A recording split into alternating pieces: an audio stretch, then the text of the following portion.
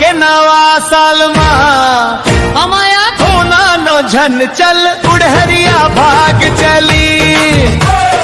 तोर मोर माया के चर्चा होवथे गाँव मोहल्ला खोर गली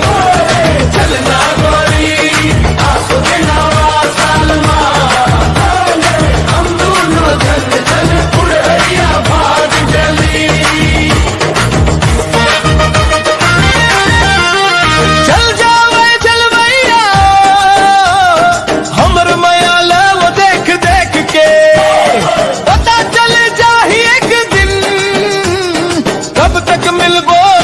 छुप के जयमाला डार के देखा बो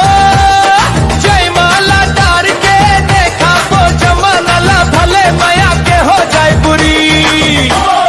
चल चल ना गोरी आसो के नवा साल हम दोनों झन चल उड़हरिया भाग चली तोर मोर माया के चर्चा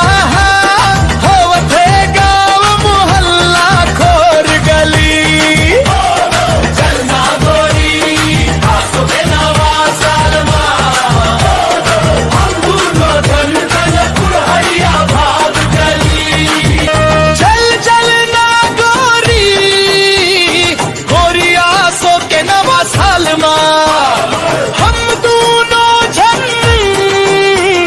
चल उड़हरिया भाग चली।